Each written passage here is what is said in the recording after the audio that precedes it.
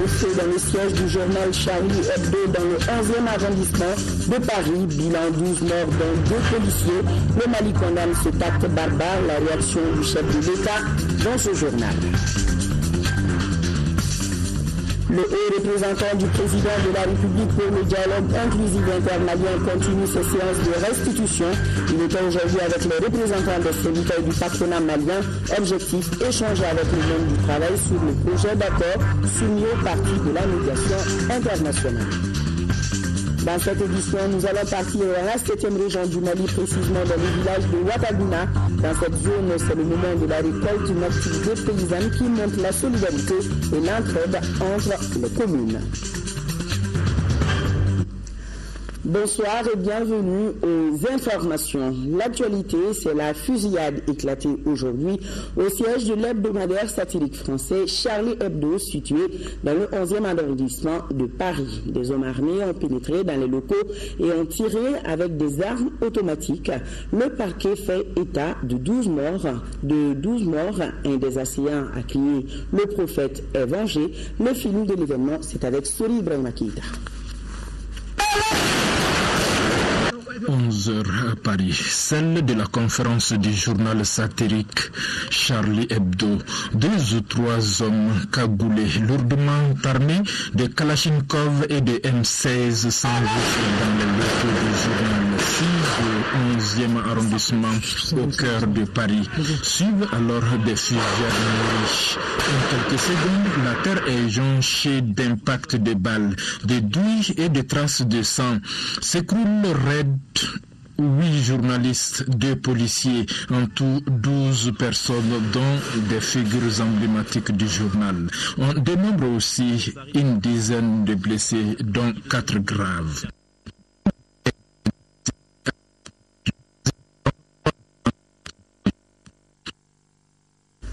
Voilà, aux dernières nouvelles en France, plusieurs rassemblements ont été organisés un peu partout pour ne pas céder ni à la peur ni aux amalgames. Les Français sont sous le choc. Ici au Mali, le chef de l'État a aussitôt réagi pour condamner cet acte terroriste. Un tour en ville également nous montre que les Maliens sont indignés par cet acte qu'ils qualifient de barbare. Ibrahima Traoré.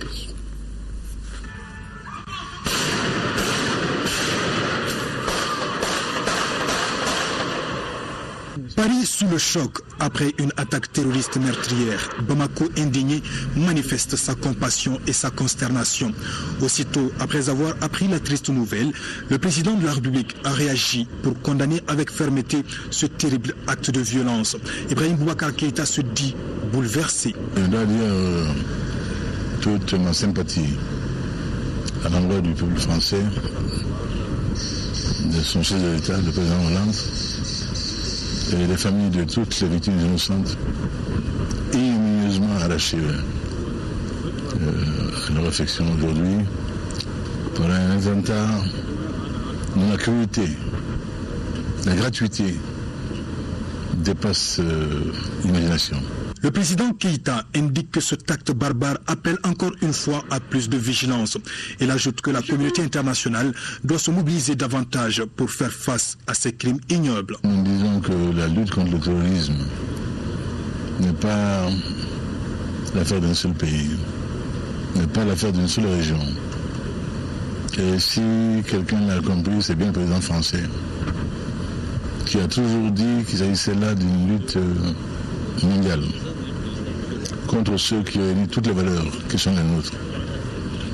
D'abord, l'humanité, le respect de la vie.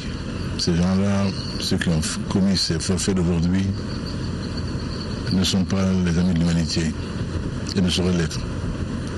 Pourquoi nous devons tout mettre en œuvre pour que le terrorisme ne triomphe pas, qu'ils connaissent le sort de tous ceux-là qui ont voulu attenter à l'humanité.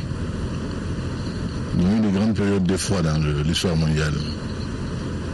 Celle que nous vivons aujourd'hui en est une aussi. Ce n'est pas d'une guerre classique, ouverte, d'une guerre asymétrique, sans visage, mais qui est tout aussi cruelle. Et celle-ci, en plus, qu'elle est au bord de toutes les valeurs et d'une cruauté singulière. Nous sommes très très émus. Et j'attends que nos amis français sachent que nous sommes entièrement avec eux. Et nous prions pour ceux qui sont partis. Et que nous renforcerons notre coopération avec la France et tous les autres pays pour combattre avec la dernière énergie le terrorisme. L'événement est suivi avec attention dans cette rédaction. Ici, l'on pense que rien ne justifie cet attentat. Vous savez, le terrorisme international ne cherche plus de cible. Si vous prenez, nous, qu'est-ce qu'on a à voir là-dedans? Vous prenez d'autres États, ils sont dans l'optique de juste faire des actions d'éclat, mais pas vraiment de faire en sorte que de venger une action. Non, c'est pas forcément l'engagement de la France. Autrement, d'autres États sont plus engagés que la France. D'autres en France auraient constitué de meilleures cibles, entre guillemets, que des journalistes. Donc, je pense que franchement, le but, c'est juste de faire mal, de choquer. Dans la capitale malienne, les Bamakois ne cachent pas également leur indignation. Chacun à sa manière exprime sa solidarité envers le peuple français. Tout attentat est à condamner, surtout quand il s'agit de médias. Ceci est vraiment déplorable qu'en ce 21e siècle, on soit amené à de tels actes. Vraiment, c'est très déplorable et c'est très condamnable.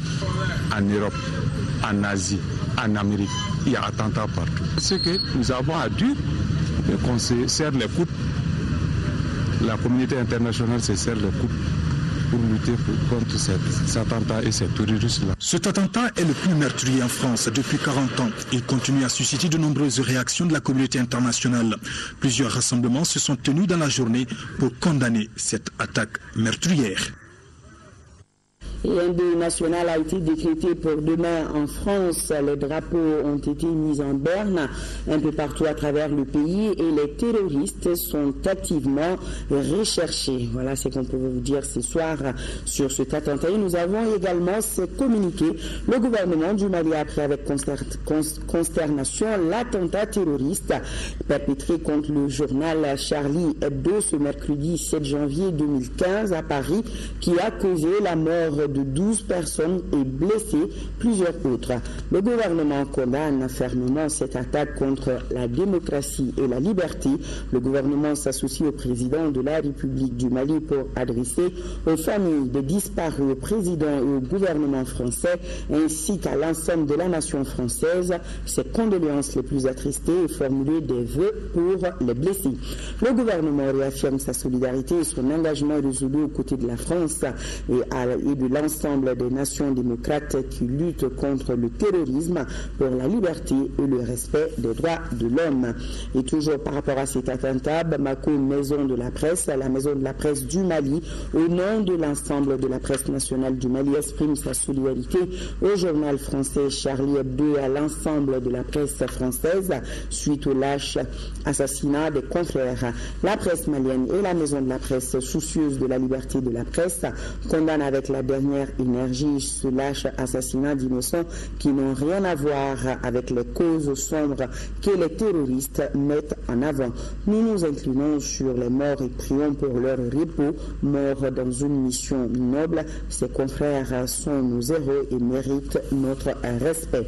Et ce dernier communiqué du Bureau politique national du Rassemblement pour le Mali qui déplore avec indignation l'attaque perpétrée contre plutôt la garnison de Nampala le 5 janvier par des éléments inconnus, s'incline devant la dépouille des défunts, présente ses condoléances à leur famille, souhaite prendre rétablissement aux blessés et engage le gouvernement à poursuivre avec détermination et courage ses efforts pour la paix tant entendus par les populations maliennes. À Koulouba, le président de la République, Ibrahim Boubacar Keïta, a reçu ce soir en audience les membres du groupe parlementaire Alliance pour le Mali au menu de leurs entretiens à la situation politique du pays. Pour plus de précisions, suivant les explications du président du groupe parlementaire, Zoumana Ndji Doumbia, est au micro de Aloussine Touré.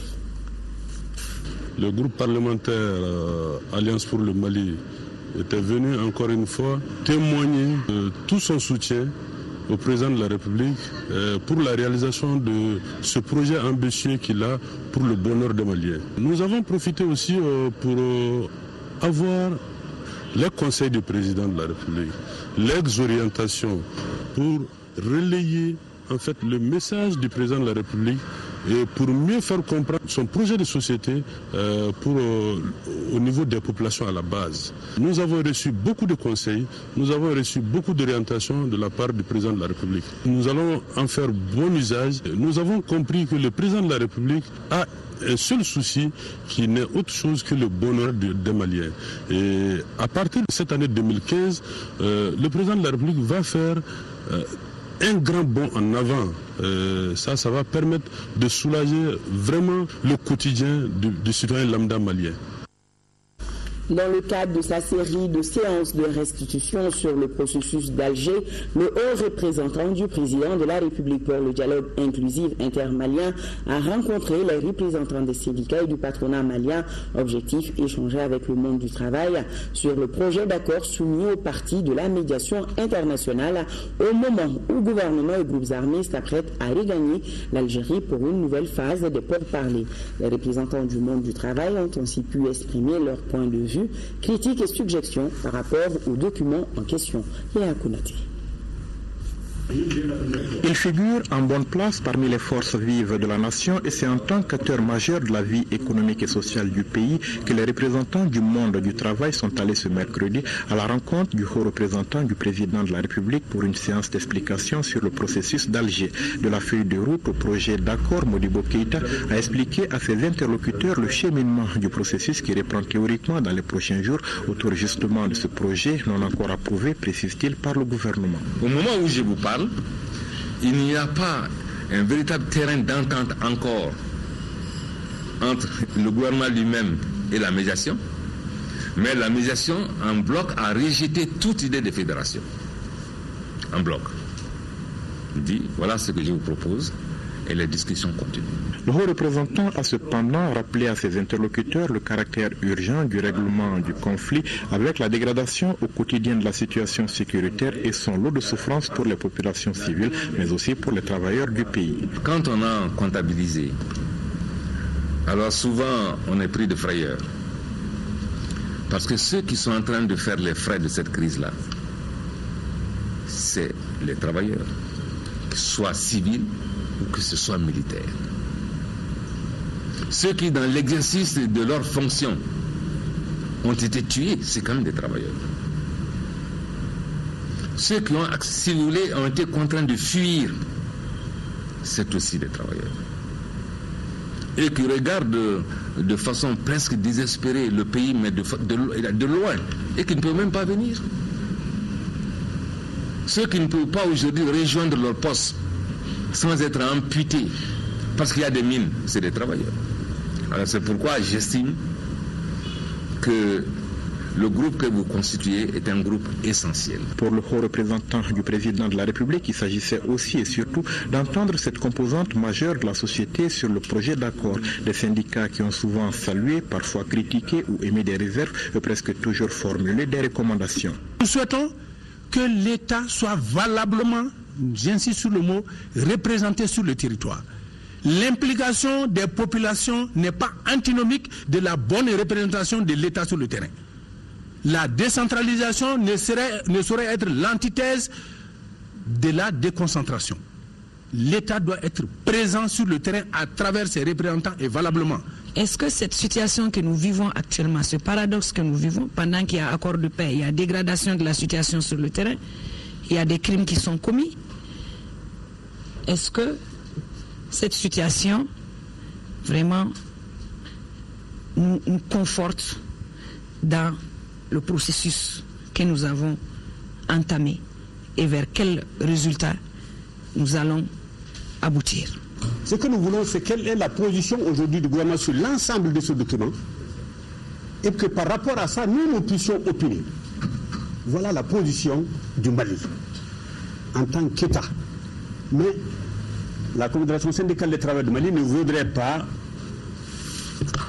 encore revenir sur un document sur lequel elle a eu déjà opiné, elle a eu à rejeter entièrement. Nous souhaitons qu'à la veille du départ du gouvernement pour ces accords en Algérie, que nous puissions être également conviés pour connaître le contenu, justement la dernière version du gouvernement qui va être proposée à Alger. Que cela ne soit pas étranger pour nous, que nous puissions le partager et vous donner nos dernières observations. Des critiques et suggestions bienvenues pour le haut représentant, convaincu de la nécessité d'instaurer un débat d'idées sur une question d'une telle importance. Et il faut noter que Modibo Keïta a saisi l'occasion pour adresser un certain nombre de messages au monde du travail. Il tire ici les enseignements de cette rencontre. Il est au micro de Yaya Konati. L'objectif, c'était de les entendre, d'avoir leur critique. Alors, qu'est-ce que vous retenez donc de cette rencontre ici ce matin? Bon, et les uns et les autres ont mis l'accent sur la nécessité de déboucher sur un accord de paix, mais un accord qui sauvegarde les intérêts supérieurs du peuple du Mali. Et les uns et les autres ont souhaité que le gouvernement puisse les associer dans toute la mesure du possible à sa propre démarche, et notamment qu'il puisse leur être exposé un document qui reflète le point de vue du gouvernement. Et il est vrai que c'est quand même un auditoire d'une très grande importance par rapport au pourparlers d'Alger. C'est un démembrement de la société civile, il ne faut pas l'oublier, eh bien, qui est présente dans toutes les régions du Mali et dans tous les secteurs d'activité. C'est des travailleurs, c'est des employeurs. L'occasion était bonne pour moi aussi de leur demander eh bien, leur contribution et pour que cet accord de paix puisse déboucher dans les meilleures conditions, si vous voulez, à des résultats positifs. Il y a des critiques qui vont souvent jusqu'au rejet. Alors comment est-ce que vous réagissez à cela?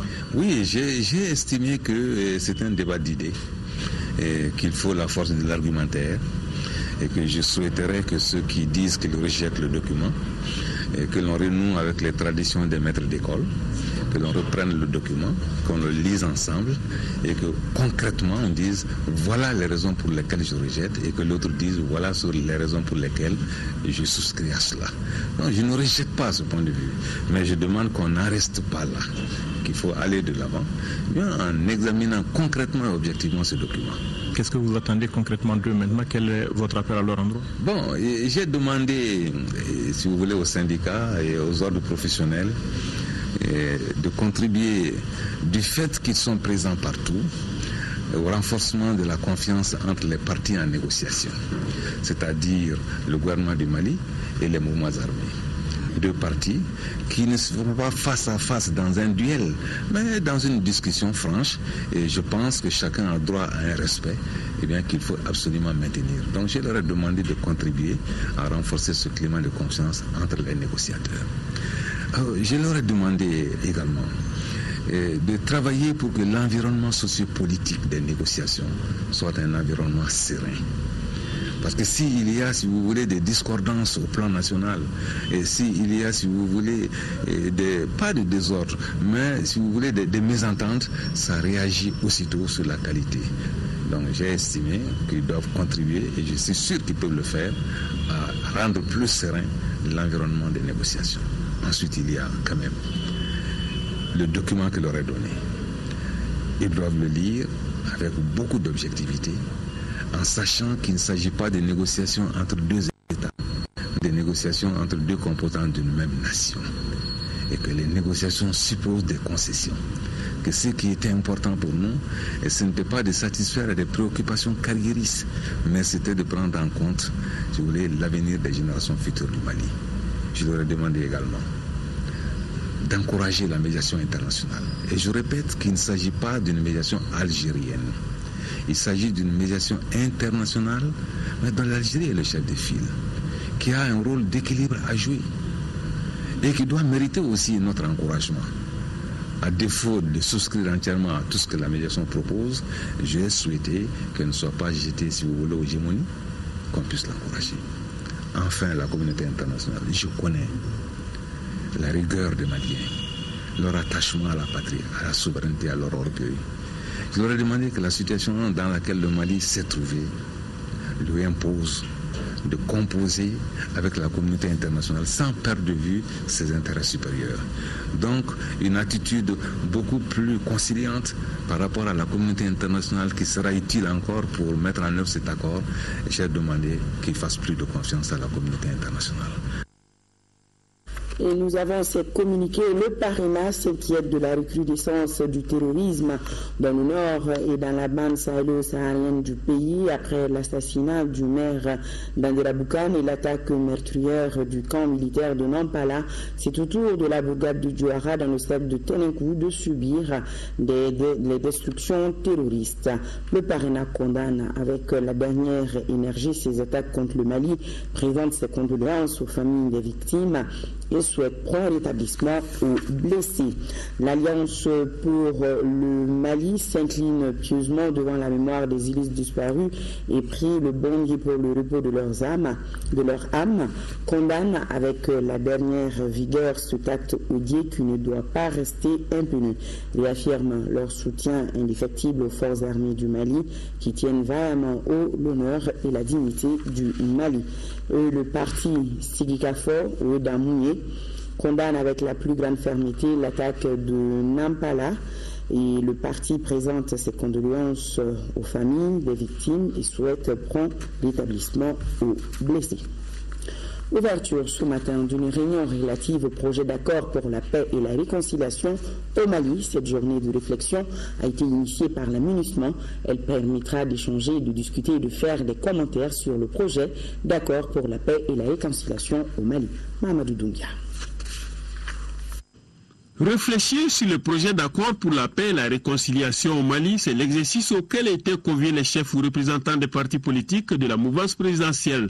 Il s'agit donc pour la MINUSMA de recueillir les points de vue des partis politiques, d'échanger, de faire des commentaires ou autres observations à propos de ce projet d'accord d'Alger. Ce projet d'accord demeure un projet. C'est un projet. Ce projet d'accord fera l'objet de négociations. Puisque c'est un projet d'accord, puisque ce document fera l'objet de négociations, vous êtes les bienvenus pour nous aider. Aider les partis aux négociations, aider la médiation. Au cours de ces séries d'échanges, l'Union africaine qui fait partie de l'équipe de médiation d'Alger, autant que l'Union européenne, sont aussi conviés à ces débats, espérant ainsi trouver des issues favorables à ces échanges entre la MINUSMA et les partis politiques. Nous partons de la conviction que ce que nous sommes venus faire ici en tant qu'Union africaine, en tant qu'organisation continentale, doit rencontrer parfaitement l'élan, les buts, les objectifs visés par les partis politiques à l'étape actuelle, dans le contexte actuel du Mali. Depuis 2011, l'État n'est plus présent sur de vastes parties de l'État du territoire. Il n'y a pas d'école, il n'y a pas État civil, il n'y a pas de sécurité sur de vastes zones. Nous, on souhaite un Mali uni, Mali prospère. Pour ça, il faut qu'il y ait la paix. Ce projet d'accord pour la paix et la réconciliation au Mali comprend entre autres les questions politiques et institutionnelles, le développement socio-économique et culturel des régions du Nord, la réconciliation, la justice et les questions humanitaires, la défense et la sécurité. On en oublie. Présentation du rapport semestriel sur l'évolution de la situation au Mali devant le Conseil de sécurité par le secrétaire général des Nations Unies. C'était hier à New York.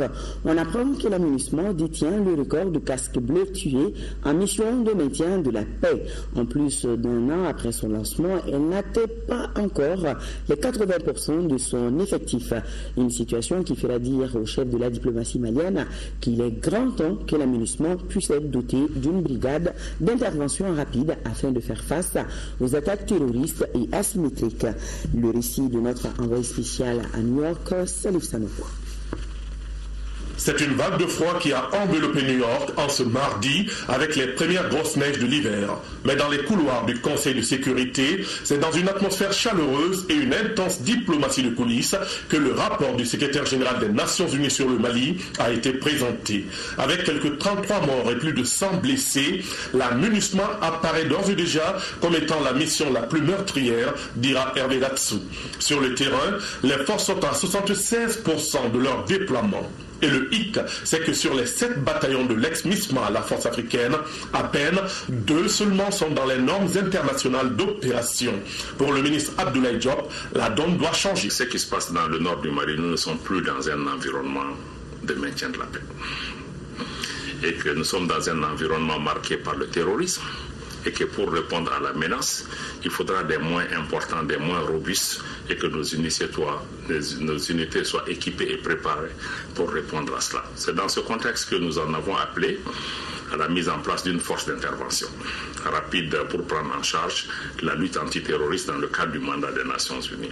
Dans le cadre du processus politique, Abdoulaye Diop insistera sur l'engagement de tous les acteurs en faveur de la paix. Il est grand temps, dira-t-il, pour que le dialogue intermalien puisse aboutir.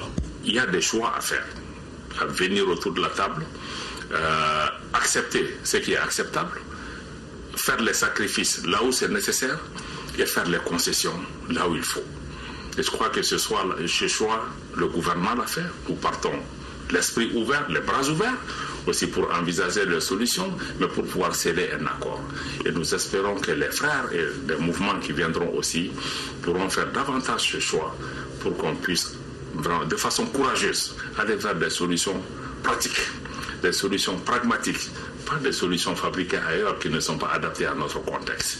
Et que dans ce cadre-là, nous puissions ouvrir un chemin ensemble qui va nous amener vers une paix définitive, une paix durable, une paix où nous apprendrons les leçons du passé, une paix où chacun aura sa place, mais en toute responsabilité, mais gardant à l'esprit que toute solution pour le Nord doit être une solution bâtie sur un consensus national. Enfin, le chef de la diplomatie malienne a demandé au Conseil de sécurité de prendre en compte la demande des chefs d'État du G5 Sahel pour une intervention rapide en Libye, une véritable poudrière menaçant d'exploser à tout moment.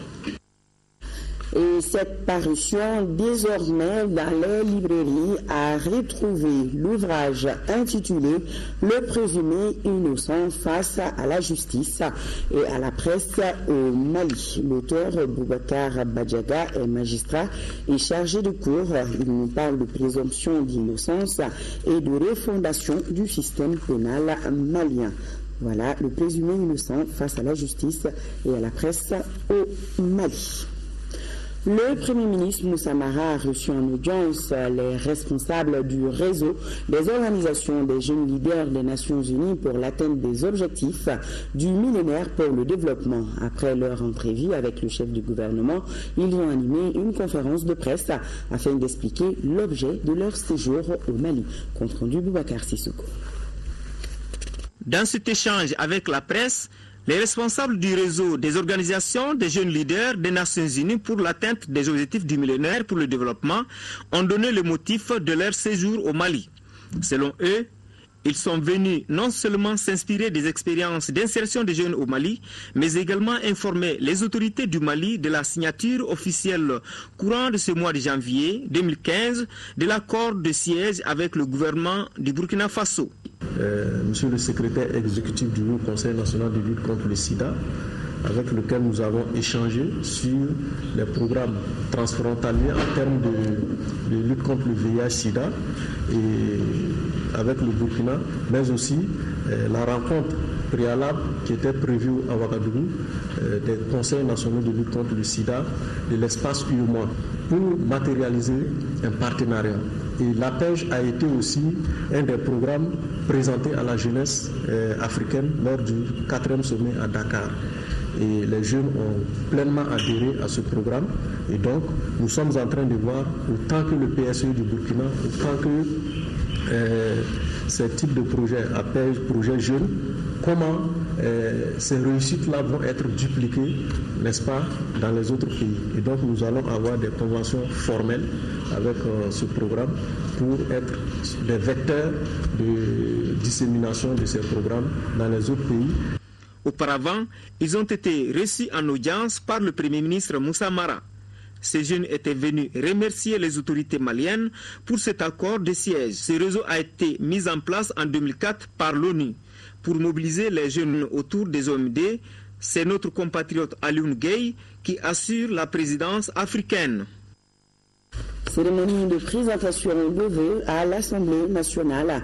Après les membres du bureau, hier, le secrétariat général, le cabinet et le syndicat ont présenté ce matin leurs vœux au président de l'institution. Mamoudou Sidibé nous en dira plus dans nos éditions de demain. Même activité au Conseil des collectivités. Les conseillers nationaux et le personnel ont présenté leurs meilleurs vœux au président de l'institution, Oumarou Ag Mohamed Ibrahim Aïdara. On en sait plus avec Ibrahim Atchoukali. Cérémonie de vœux simple mais pleine de charges émotionnelles entre les élus nationaux, le personnel du Haut Conseil des collectivités et le président de l'institution. Un motif de fierté qui est de vous adresser au nom de l'ensemble du personnel de l'institution nos vœux les plus sincères de bonne santé, de bonheur, de paix et de réussite pour vous-même, votre famille et pour tous ceux qui vous sont chers. Je voudrais, au nom des membres du bureau et de l'ensemble des conseillers nationaux et au mien propre, de vous présenter nos vœux de bonnes et heureuses années. Et cette nouvelle année 2015 soit pour vous, Monsieur le Président, votre famille et tous vos proches, une année de prospérité, de succès et de joie. En réponse, le président de la représentation nationale, Oumarou Ag Mohamed Ibrahim Aïdara, déclare avoir pris bonne note des attentes.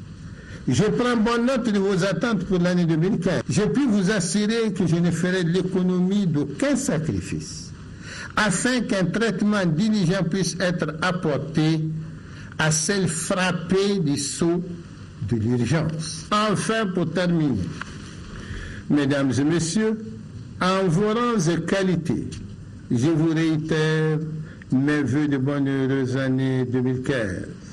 Qu'Allah nous assiste et protège le Mali. Le président Haïdara a rappelé que les sacrifices consentus ne donnent pas lieu à une sinecure, loin s'en faut. Ils exigent de chacun de nous un engagement sans retenue en vue de l'atteinte des objectifs. Et nous avons ce communiqué du gouvernorat du district suite aux difficultés ayant conduit au report du renouvellement des conseillers du quartier de Sabali-Bougou. Le gouverneur du district de Bamako invite tous les chefs de famille de Sabali-Bougou à se faire recenser impérativement les 7, 8 et 9 janvier 2015 auprès du maire de la commune 5. Le gouverneur rappelle que le renouvellement du conseil de quartier est fixé au samedi 17 janvier 2015 à l'école publique du quartier à partir de 15 heures. Un mot d'éducation avec cette distinction pour notre pays. En effet, le Mali fait partie des 3 lauréats du prix UNESCO Amdam 2013-2014. Ce prix récompense tous les 2 ans les bonnes pratiques visant à améliorer le niveau des enseignants pour une éducation de qualité. Les acteurs de projets éducateurs de qualité pour tous au Mali, dont le syndicat national de l'éducation et de la culture, la coalition des organisations de la société civile pour l'éducation pour tous, ont présenté ce mardi cette distinction au ministère de l'Éducation nationale. Écoutons le président du comité de pilotage éducation de qualité, Thibouteli. Il est au micro de nous, Sissoko. Au niveau de la société civile, des acteurs se sont regroupés pour constituer une coalition très forte, travailler à renforcer le système éducatif, à corriger la part de dysfonctionnement que ce système comporte. Nous avons choisi d'accompagner le ministère de l'Éducation dans la mise en œuvre de ces politiques. Et nous savons que l'effectif au niveau du personnel enseignant est un effectif extrêmement important, surtout quand on essaie de voir le nombre d'enseignants d'écoles communautaires qui enseignent, qui n'ont pas reçu la formation idoine pour exercer ce métier. Et donc, notre programme a eu pour mission de travailler à apporter un complément de formation à ces enseignants d'écoles communautaires. Il faut dire qu'en Afrique, sur le continent, nous sommes 2 pays qui avaient été choisis, l'Ouganda et le Mali, pour abriter cette expérience pilote. Et nous avons été très réjouis de constater que sur le plan international, les efforts du Mali que nous avons entrepris ont été couronnés de succès. Et le comité de sélection au niveau de l'UNESCO, qui est un comité qui travaille sur la base de critères très serrés, a reconnu que le travail que nous avons effectué au Mali était excellent et nous avons été primés. Donc le 5 octobre, à l'occasion de la Journée mondiale des enseignants, nous avons été invités à Paris participer à cet important colloque. Et ce prix, nous avons tenu à venir le présenter à Madame le ministre. Voilà, félicitations pour ce prix. Tenue d'une conférence de presse par le Parlement des enfants du Mali, les enfants parlementaires ont fait le bilan d'un an de mandat du bureau actuel. Khadija Soukone nous en dit plus. Manque de matériel de travail, l'inexistence des bureaux du Parlement au niveau des cercles ou encore l'insuffisance de partenaires d'appui dans certaines régions, voici entre autres difficultés auxquelles est confronté le 13e bureau du Parlement des enfants du Mali. Le bureau s'en est expliqué au cours d'une conférence de presse tenue à la Cité des enfants de Bamako. Malgré ces difficultés, les enfants parlementaires ont pu organiser plusieurs activités au cours de leur première année de mandat. Nous avons d'abord été à l'écoute des enfants que nous avons consultés. Et nous pouvons affirmer qu'à plusieurs reprises, nous avons modulé nos décisions en tenant compte des problèmes et suggestions issues des visites de courtoisie dans des centres d'accueil. Dans le domaine de la sensibilisation, la vulgarisation des textes relatifs aux droits de l'enfant C2, 4B, CPE, le rôle et les missions du Parlement des enfants, l'abandon de la pratique de l'excision, la réduction de la mortalité maternelle, néonatale et infantile, la culture de la paix, l'excision, le mariage précoce à travers des émissions radiophoniques et télévisées à Bamako et dans toutes les régions.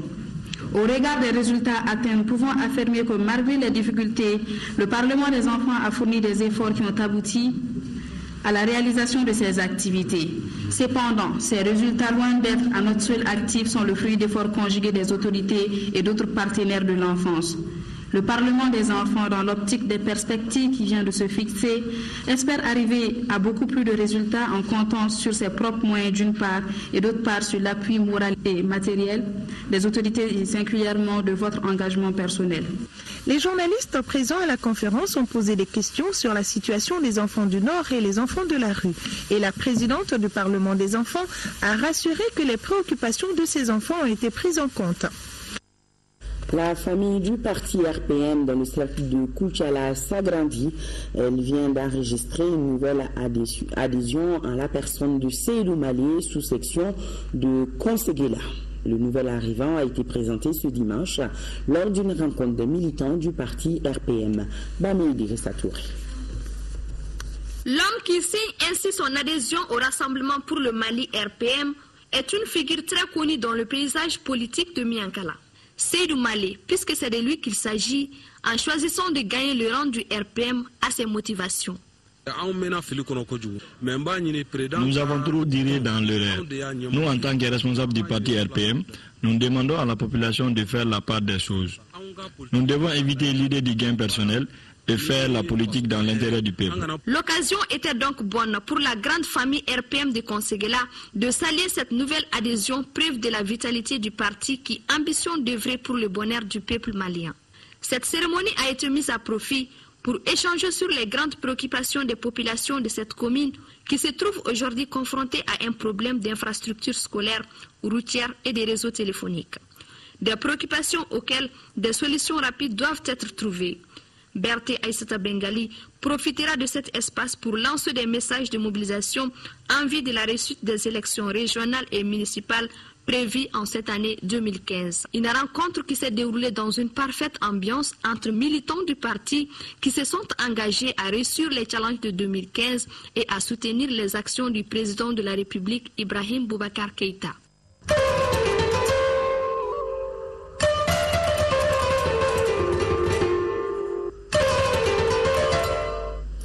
Dans le cadre de la lutte contre la maladie à virus Ebola, un important dispositif de lavage des mains a été mis à l'entrée de la ville de Tombouctou par les structures sanitaires en collaboration avec les autorités régionales.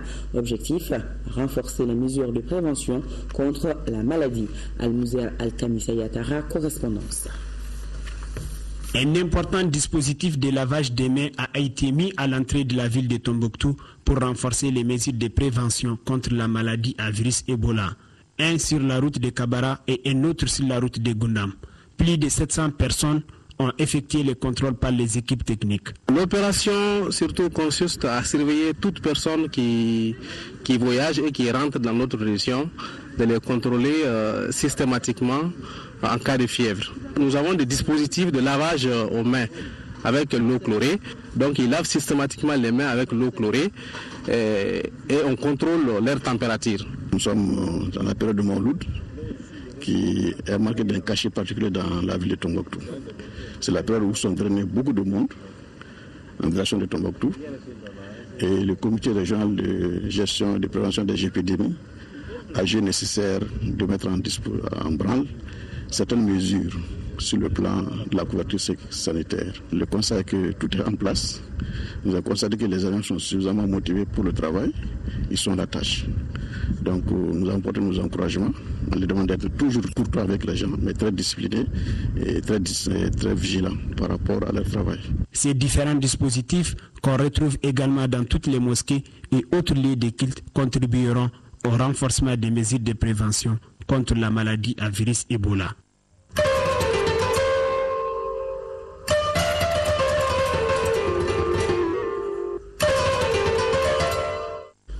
Autre grand titre de ce journal, la période de culture en 7e région, véritable moment de retrouvailles, mais surtout de solidarité et d'entraide. L'activité paysanne est considérée comme une grande fête annuelle dans le monde rural. Comment se déroule-t-elle? Quelles sont ses différentes étapes? Les réponses dans ce dossier réalisé par Aliou Idrissa Maïga. La récolte est une activité culturelle pratiquée par nos grands-parents depuis fort longtemps. Même si certaines pratiques traditionnelles sont sur le point de disparaître, tel n'est pas le cas de la récolte au nord du pays. Mais avant d'arriver à la récolte, il y a des travaux préalables qui consistent d'abord au labour, au semis, à l'arrosage en cas d'insuffisance pluviométrique et au désherbage. Tout ce processus n'est pas sans difficulté. Il n'y a pas eu assez de pluie. Nous sommes obligés d'arroser certaines parties, les labourer, semer et réarroser. Ce sont les motopompes qui nous posent des problèmes parce qu'il n'y a pas assez de motopompes dans notre zone. Nous sommes obligés d'aller louer des motopompes là où il y en a. Parce que ce n'est pas tout le monde qui en a. Dans la région de Gao, le souci majeur des agriculteurs reste les criquets et les oiseaux granivores. Cette année même, on s'est débrouillé même pour casser les herbes. Là où les oiseaux font leur dortoir, on les a cassés dans les îles. C'est ça qui a pu diminuer comme ça là. C'est avant 2000 que l'État nous avait aidé, une seule fois. Il nous avait envoyé un avion pour bombarder là où les oiseaux passent la nuit, les dortoirs. Et ça nous a beaucoup arrangé. Face à la mauvaise pluviométrie qu'a connue notre pays ces dernières années, les cultivateurs veulent plus d'aide et de soutien pour faire face aux problèmes alimentaires. S'il n'y a pas de maîtrise de l'eau, on n'a pas d'autre moyen de lutter contre cette eau-là. Ça, c'est la première des choses. Après ça, nous avons besoin d'aide, de matériel, de culture, soit de charrues, de charrettes, de motopompes. La récolte constitue donc le deuxième grand épisode dans le domaine de l'agriculture. Il s'agira de récolter le paddy, le charger dans une pirogue qui le transporte jusqu'au bord du fleuve.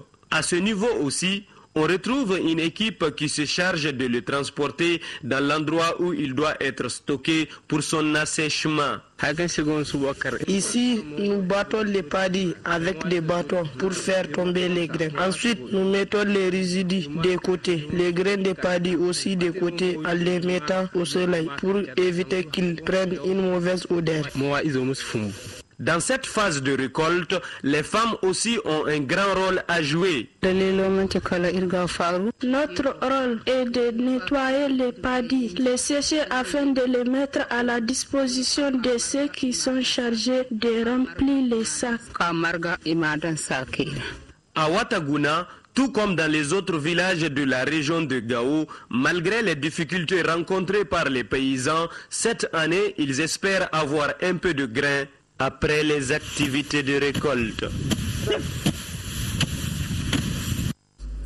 Notre compatriote Fofana Khadija Alpha Sané Aïdara n'est plus. Elle est décédée des suites d'une longue maladie. Abdraman Maïga nous parle de Madame Fofana.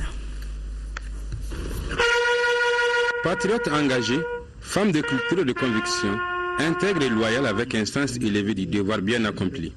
Tels sont entre autres qualificatifs que l'on retient de Mme Fofana Kadija Haidara. Née à Tombouctou le 27 juin 1948, Khadija Al-Fassan est diplômée de l'École nationale d'administration publique de Rabat au Maroc en 1988. Après l'obtention de son diplôme dans la spécialité diplomatique, Mme Fofana commence une brillante carrière professionnelle. De Kadija Haidara, ceux qui l'ont côtoyé retiennent sa convivialité, son respect envers son prochain qui qu'il soit. Ceux qui ont travaillé avec elle évoquent son professionnalisme. Ceux qui l'ont rencontré dans l'exercice de ses fonctions évoquent son sens de l'humain et sa capacité d'écoute. La conseillère technique au ministère des Affaires étrangères de 2000 à 2008, où elle fit valoir ses droits à la retraite, Fofana Kadija Haidara a été l'une des pionnières de la diplomatie malienne. Elle fut d'abord stagiaire à l'ambassade du Mali au Caire, ensuite premier conseiller à l'ambassade du Mali à Rabat de 1991 à 1997. De 1997 à 2000, Mme Fofana Kadija Haidara a occupé le poste de chef de la section Afrique de la division administration personnelle au département des affaires étrangères et de la coopération internationale. Oui, Kadija, silencieuse tu l'as été, pas un mot plus haut que l'autre. Travailleuse, tu as su accomplir avec satisfaction toutes les missions qui t'ont été confiées par Dieu, aussi bien familiales que nationales. Digne, tu as supporté avec dignité et courage toutes les vicissitudes de la vie sans te plaindre un seul jour. Humble, tu l'as été toute ta vie. Kadija était la seule personne que je connaisse dans notre très grande famille pour qui enfants, nièces et petits-enfants se confondent. En effet, elle a elle-même eu une fille, mais Hawa Fofana, demi-sœur de Nanette, Mounessa Wangara, sa nièce, Mohamed Amin et Ibrahim Siré, ses petits-enfants, sont tous devenus ses propres enfants. Le chevalier de l'Ordre national du Mali repose désormais au cimetière de Kalabankoura. Elle laisse derrière elle des filles et toute une nation inconsolable. Dors en paix, Tanti. Alors, que son âme repose en paix. Amen. Fin de ce journal. Bonsoir.